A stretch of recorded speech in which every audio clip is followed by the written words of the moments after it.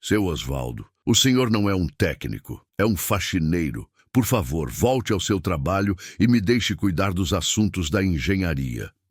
A voz dela era fria como o mármore polido do saguão e cortante como os cacos de uma lâmpada fluorescente. Cada palavra foi dita de forma clara, alta, para que não sobrasse dúvida a ninguém ali presente quem mandava e quem obedecia. Os engenheiros, todos rapazes novos de capacete branco e prancheta na mão, desviaram o olhar, um pouco por vergonha, um pouco por cumplicidade. Eu apenas assenti com a cabeça, lentamente. Meus 70 anos de vida me ensinaram que certas batalhas a gente não vence com a boca, mas com o silêncio e com o tempo. Eu estava no subsolo, no coração do prédio, um lugar que conhecia melhor que a palma da minha mão calejada. Aquele emaranhado de dutos e canos era como as veias do edifício, e eu, por 40 anos, fui o sangue que circulava por elas, limpando, cuidando e, principalmente, ouvindo. E naquele dia eu ouvi algo errado. Um zumbido sutil, quase imperceptível, vindo da junção do duto principal de ventilação. Um assobio fino que denunciava uma pressão onde não deveria existir. Era o prédio gemendo de dor, e só eu parecia escutar. Tentei avisar. Com toda a educação que minha mãe me deu, tirei meu boné, esperei a gerente Beatriz terminar de falar sobre seus gráficos e apenas disse: Dona Beatriz, com todo respeito, acho que tem algo forçando o duto mestre. O barulho não está normal. Foi então que ela me fuzilou com os olhos e lançou a frase que ficou ecoando na minha cabeça, muito tempo depois que o som das minhas botas gastas se afastou pelo corredor de cimento queimado. Eu não disse nada. Apenas me virei, peguei meu carrinho de limpeza e segui meu caminho. Mas eu sabia, com a certeza de quem vê a nuvem escura se formando no horizonte, que a tempestade estava vindo. E não ia demorar. Meu nome é José Osvaldo, mas aqui nos corredores deste gigante de concreto e vidro, no coração da Avenida Paulista, todos me conhecem como Seu Osvaldo. Tenho 70 anos de idade e 40 de casa. Sim, 40 anos no mesmo lugar. Minha carteira de trabalho diz Auxiliar de Serviços Gerais, um nome frio que nunca deu conta de explicar o que eu faço de verdade. Eu não só limpo, eu cuido, zelo. Eu sou, de certa forma, o médico deste prédio. Aprendi a entender a linguagem dele, uma língua que não se aprende em faculdade nenhuma. Eu vi este edifício ser erguido do buraco da fundação. Lembro do cheiro do cimento fresco, do barulho das betoneiras virando dia e noite. Eu ajudei a tirar a poeira grossa da obra, a limpar os vidros pela primeira vez, a dar o primeiro polimento nesse chão que hoje reflete o teto como um espelho d'água. Eu conheço o caminho de cada cano, a localização de cada disjuntor.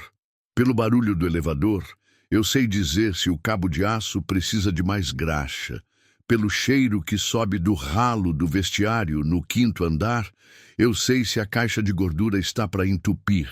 É um conhecimento que entra pelos poros, pelo ouvido, pelo nariz. Não está em manual de instrução.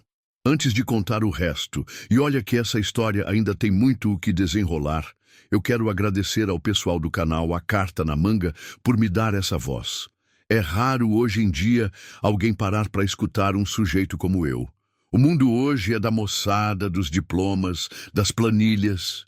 Por isso, se você que está aí me ouvindo também acredita que um calo na mão pode ensinar mais que um diploma na parede, já se inscreve aí para dar uma força e mostrar que a gente não está sozinho. Bom, voltando. A chegada da Dona Beatriz, há uns 6 meses, mudou o ar do lugar. Ela veio com um tal de MBA, umas palavras em inglês que eu nem me atrevo a repetir, e uma pasta cheia de gráficos coloridos. A primeira coisa que ela fez foi uma reunião para otimizar os processos. O resultado? Trocou os produtos de limpeza que usávamos há 20 anos, que eram mais caros, mas limpavam e protegiam o piso, por uns mais baratos, cheios de químico e perfume, que deixavam o chão brilhando na hora, mas que eu sabia que com o tempo iam comer o verniz e deixar o assoalho todo manchado. Eu tentei avisar, mostrar a composição dos produtos, mas para ela eu era só o faxineiro. O que importava era a economia que aparecia na planilha dela no fim do mês. E foi assim com tudo. Ela não confiava em gente, confiava em números. E os meus 40 anos de experiência não cabiam em nenhuma das colunas dos gráficos dela. Depois daquele dia, um silêncio pesado se instalou entre mim e a gerência. Eu continuei meu trabalho, varrendo, limpando, polindo, mas agora com um ouvido sempre atento. Aquele zumbido no duto não era mais só um barulho, era um relógio, contando o tempo para o desastre. E eu não podia simplesmente ignorar. A injustiça não estava só na forma como a dona Beatriz falou comigo, mas na teimosia dela em não querer enxergar o perigo que estava bem debaixo do nariz de todo mundo.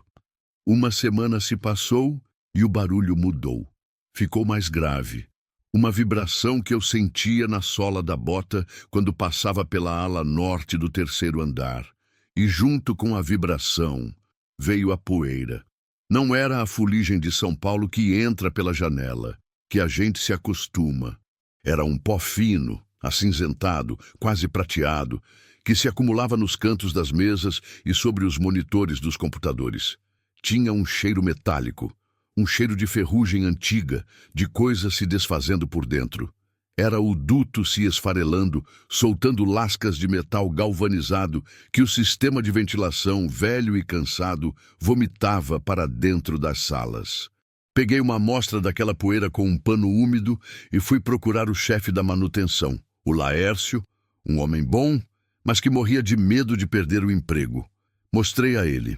Laércio, isso aqui está vindo do ar-condicionado. É metal. O duto principal vai abrir um buraco. Ele olhou para o pano, olhou para os lados e falou baixo, quase num sussurro. Seu Osvaldo, eu acredito no senhor. Mas a dona Beatriz instalou um sistema novo de sensores, tudo digital. Ela disse que se tivesse qualquer partícula diferente no ar, o alarme ia soar no computador dela. Ela não quer que a gente se meta. Em outras palavras, a ordem era para confiar na máquina, não no homem. Fui dispensado com um tapinha nas costas e um pedido para não arrumar problema. Aquilo me corroeu por dentro. Não era arrumar problema, era evitar um. Decidi queimar meu último cartucho. Na minha pequena sala de materiais, no 2º subsolo, eu guardo algumas relíquias. Entre baldes, rodos e máquinas enceradeiras, tenho um armário de metal onde guardo as plantas originais do prédio. Rolos e rolos de papel amarelado com aquele cheiro de guardado que os engenheiros da obra me deram de presente quando a construção acabou. Eles iam jogar fora, disseram que era lixo. Para mim, era a certidão de nascimento do prédio. Passei a noite ali com uma lanterna, abrindo os mapas gigantescos sobre o chão frio. E eu achei a seção do sistema de ventilação. E lá estava, numa anotação de rodapé, escrita à mão pelo engenheiro-chefe da época, um tal de Dr. Hélio. Duto principal em aço galvanizado. Requer inspeção e aplicação de revestimento protetor a cada 5 anos para evitar corrosão por umidade condensada. Vida útil estimada 40 anos. 40 anos. Era a idade exata do prédio. E eu sabia, porque eu mesmo ajudei a catalogar as notas de serviço por 2 décadas, que aquele revestimento não era aplicado há pelo menos 10 anos. Desde que a gestão antiga, que me ouvia, se aposentou. No dia seguinte, com o rolo de papel debaixo do braço, bati na porta de vidro da sala da dona Beatriz. Ela estava numa chamada de vídeo e fez um sinal com a mão para que eu esperasse. Esperei por 20 minutos, em pé, no corredor. Quando ela finalmente me deixou entrar, mal me olhou nos olhos. Sim, seu Osvaldo, o que o senhor deseja? Estou muito ocupada. Com todo o cuidado, abri a planta sobre a mesa de vidro dela, desviando de um laptop e de um copo chique de café. Dona Beatriz, aqui está, a planta original, O duto não recebe a manutenção que o próprio fabricante pediu. Ele vai romper. Ela nem sequer baixou o olhar para o papel. Apenas ajeitou os óculos de grife, deu um sorriso de canto de boca e disse com uma calma assustadora: Seu Osvaldo, eu aprecio sua preocupação. Mas este papel velho não significa nada. Nossos sistemas são monitorados em tempo real por um software alemão. Se houvesse uma queda na pressão ou uma falha estrutural, eu receberia um alerta vermelho no meu celular. A tecnologia não mente. Ela enrolou a planta com uma mão só, sem o menor cuidado, e me entregou de volta. Agora, se me dá licença, tenho uma auditoria internacional para preparar. Eu saí da sala dela sem dizer uma palavra. O peso daquele rolo de papel na minha mão parecia o peso do prédio inteiro. Eu tinha feito tudo o que podia. Tinha usado meus ouvidos, meus olhos, minha memória e até a história do lugar. Mas para ela, nada disso valia. Só valia o que a tela do computador dizia. Voltei para o meu carrinho, para o meu trabalho. E enquanto eu limpava o vidro da porta de entrada, vi os carros pretos chegando. Homens e mulheres de ternos caros, falando inglês, com pastas de couro na mão, eram os auditores. A inspeção que valia um contrato de milhões. Olhei para cima, para a grade do ar-condicionado no teto alto do saguão, e pela primeira vez em 40 anos, eu não rezei para que tudo desse certo. Eu apenas esperei, porque a verdade, às vezes, precisa fazer barulho para ser ouvida. A comitiva de auditores estrangeiros parecia um pelotão de pinguins elegantes desfilando pelo meu chão recém-polido. Eram 5, 3 homens e 2 mulheres, todos altos, de cabelos claros e com uma expressão de quem avalia cada centímetro quadrado do lugar. A dona Beatriz ia na frente, o caminhar firme, a voz soando clara e confiante, enquanto ela apontava para os painéis de controle e falava do nosso ecossistema de segurança integrado.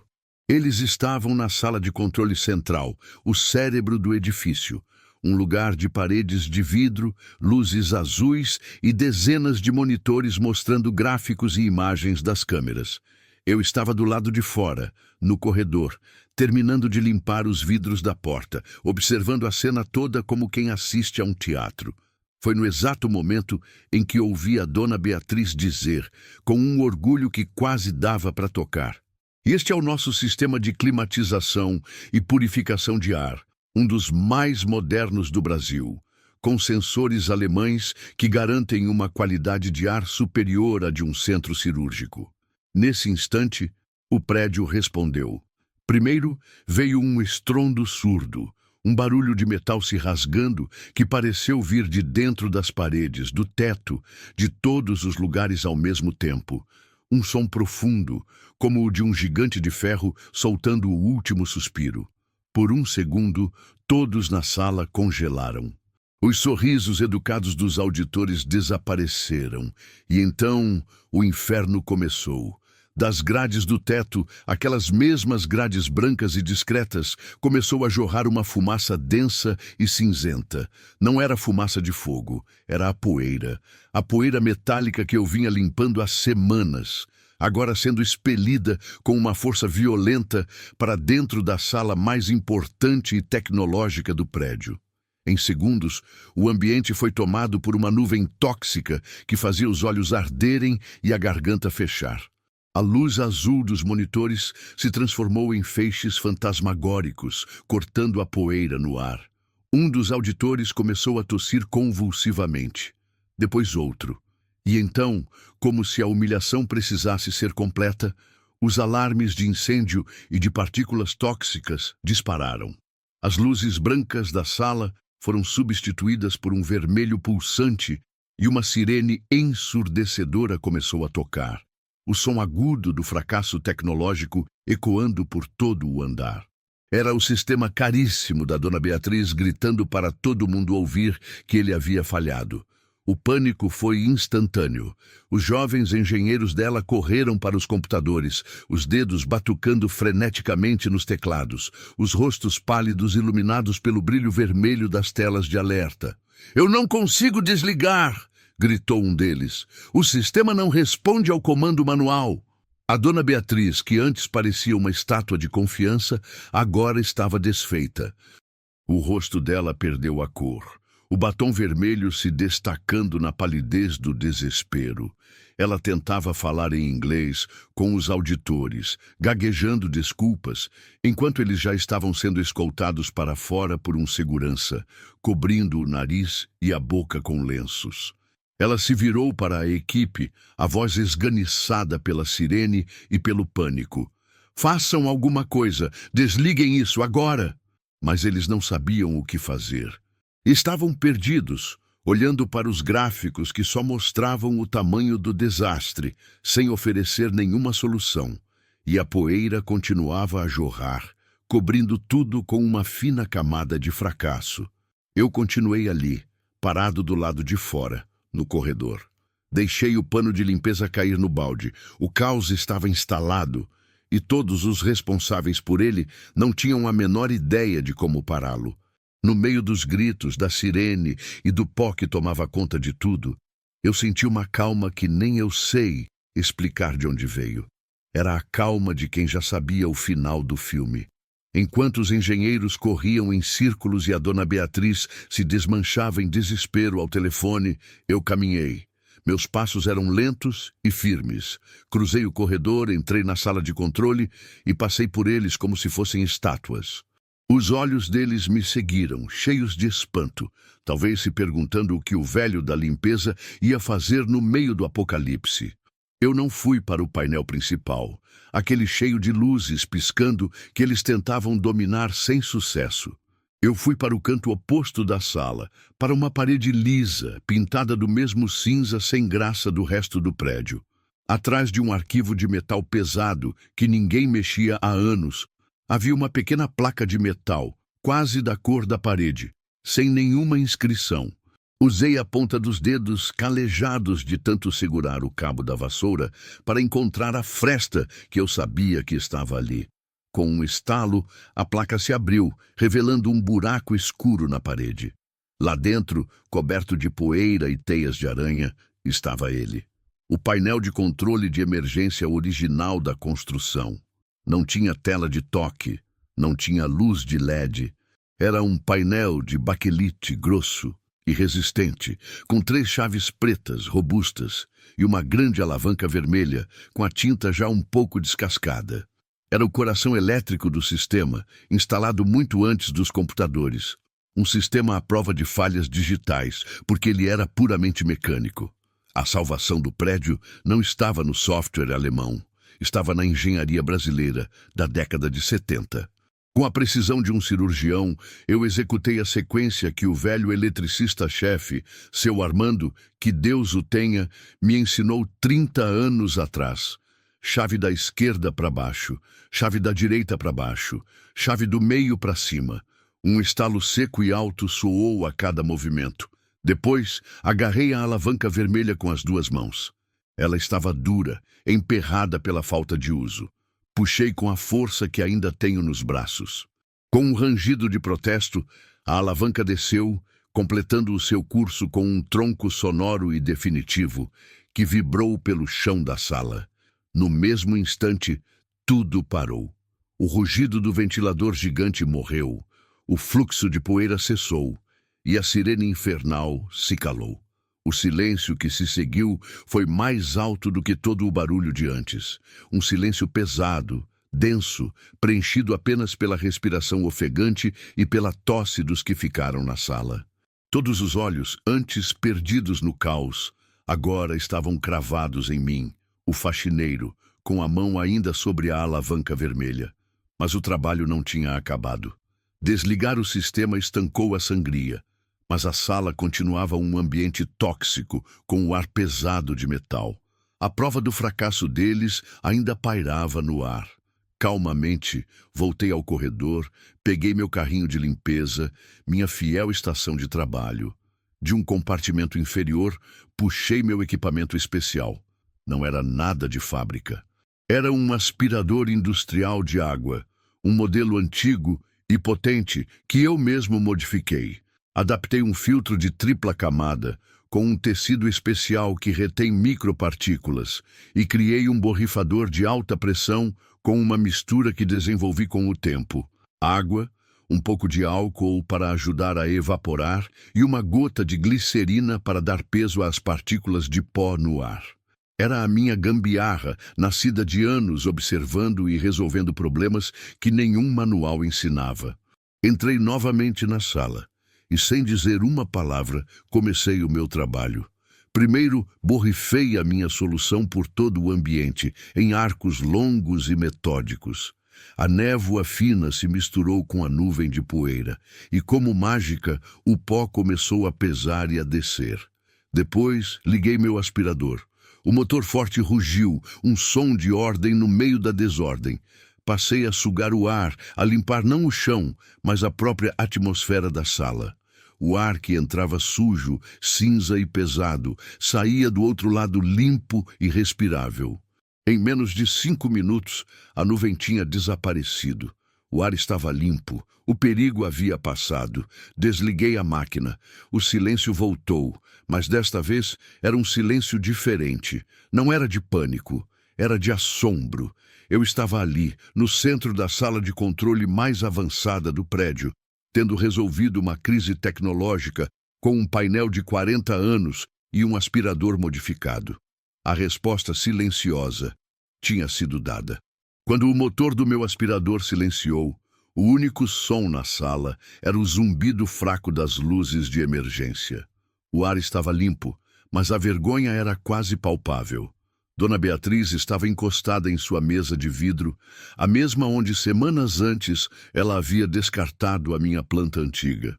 A postura dela, antes tão ereta e imponente, agora estava curvada. O olhar dela não era de raiva, era um olhar vazio, perdido. O olhar de alguém que viu todas as suas certezas desmoronarem em uma nuvem de poeira cinzenta. Os jovens engenheiros, por sua vez, olhavam para mim com uma expressão que eu nunca tinha visto neles.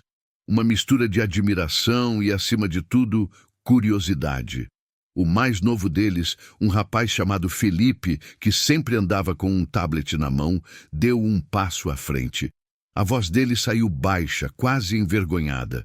Seu Osvaldo, como o senhor sabia daquele painel?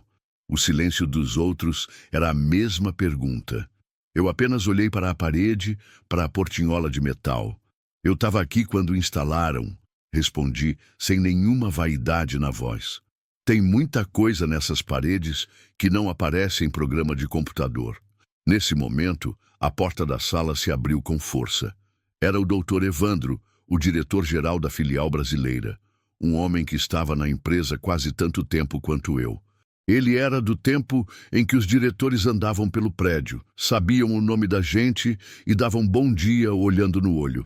A chegada dos auditores era o projeto da vida dele, e o rosto que ele tinha era de quem viu um castelo de areia ser levado pela maré.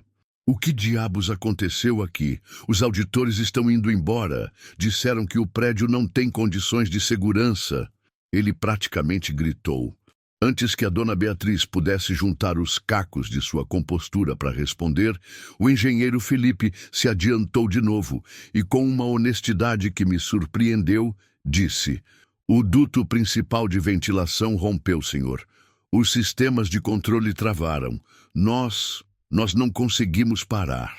O doutor Evandro olhou para a equipe de engenheiros, depois para a gerente, a decepção estampada em cada linha do seu rosto. "E como parou?" ele perguntou, a voz ainda dura. O silêncio foi a resposta. Todos os olhares, como se tivessem sido ensaiados, viraram-se novamente para mim. Eu estava quieto no meu canto, enrolando o fio elétrico do meu aspirador, apenas querendo voltar ao meu trabalho. O diretor acompanhou os olhares e me viu. Ele franziu a testa, confuso por um segundo, e então seus olhos pousaram no painel antigo, aberto na parede, e nas minhas mãos sujas de graxa. Uma compreensão lenta pareceu clarear sua expressão.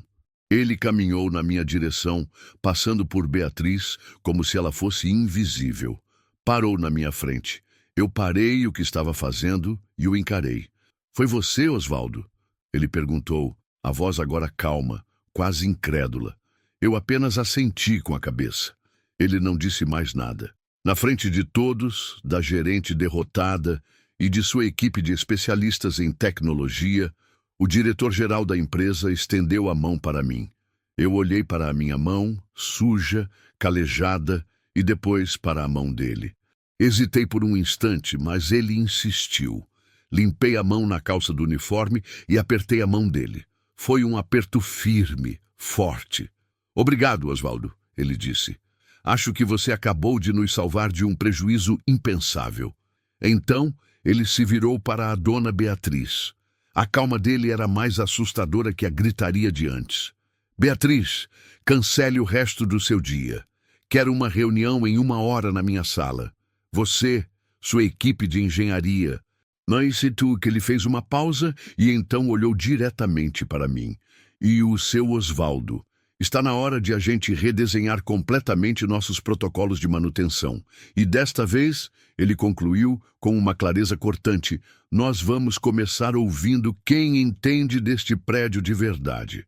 A frase pairou no ar, mais demolidora que qualquer demissão. Ele não a tinha despedido. Tinha feito pior. Tinha tirado dela a única coisa que ela valorizava, sua autoridade.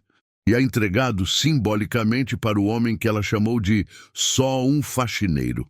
Aquela reunião na sala do Dr. Evandro foi diferente de todas as outras que eu já imaginei. Eu entrei com meu uniforme simples, as mãos ainda um pouco sujas, e me sentei na mesma mesa de madeira maciça que os engravatados. A dona Beatriz não levantou a voz uma única vez.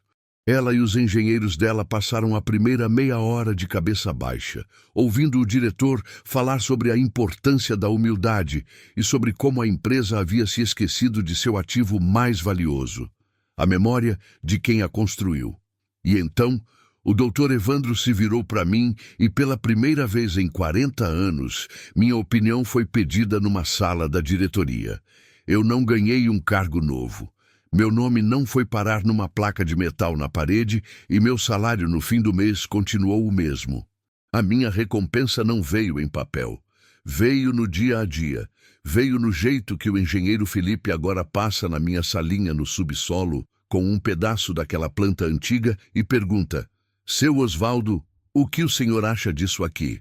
Veio nos convites para participar das reuniões de planejamento da manutenção, onde minha palavra sobre o cheiro, o barulho ou a vibração de uma máquina pesa tanto quanto o gráfico de um computador. Veio no olhar da dona Beatriz. A gente se cruza pelos corredores. A arrogância dela sumiu. Deu lugar a um respeito quieto. Ela não me pede desculpas com palavras, mas me cumprimenta todos os dias com um bom dia, seu Osvaldo, que agora sim eu sinto que é sincero. E isso, para mim, vale mais que qualquer promoção. Essa história toda me ensinou uma coisa. O mundo de hoje é muito rápido, cheio de aplicativo, de inteligência artificial, de tela que pisca e te dá uma resposta para tudo. E isso é bom, ajuda muito. Mas a tecnologia não tem memória. Ela não sente o cheiro de um fio superaquecendo, não escuta a diferença no som de um rolamento precisando de graxa. A tecnologia te mostra o que está acontecendo, mas não conta a história de como aquilo chegou naquele ponto. E muitas vezes, a resposta para um problema complicado não está numa atualização de software, mas num painel esquecido numa parede, numa anotação de rodapé numa planta amarelada. O verdadeiro perigo não é a falta de conhecimento, é a certeza absoluta. É a arrogância de acreditar que um diploma novo na parede te ensina mais do que as décadas de calos nas mãos de alguém. Cada lugar, seja um prédio, uma oficina, uma cozinha, tem uma alma, uma linguagem própria. E para aprender essa língua, você precisa de tempo, de paciência e principalmente de humildade para ouvir. Essa foi a minha carta na manga. Mas eu sei que por aí, em cada canto desse nosso Brasil, tem um seu Osvaldo, uma Dona Maria, um Zé da borracharia, uma costureira de bairro que guarda uma sabedoria que não se aprende em curso online. um conhecimento que vale ouro e que muitas vezes é deixado de lado. Se você conhece uma história assim, uma história de alguém que foi subestimado, mas que na hora do aperto mostrou o seu valor, conta ela aqui nos comentários. Vamos encher esse espaço com a prova de que a experiência ainda é a melhor professora de todas. E claro, se você gostou de ouvir o meu caso, se acredita nessa verdade, se inscreve aqui no canal A Carta na Manga e deixa o seu like. É assim, contando e ouvindo essas histórias, que a gente não deixa a sabedoria de verdade morrer na praia. Um grande abraço a todos e obrigado pela atenção.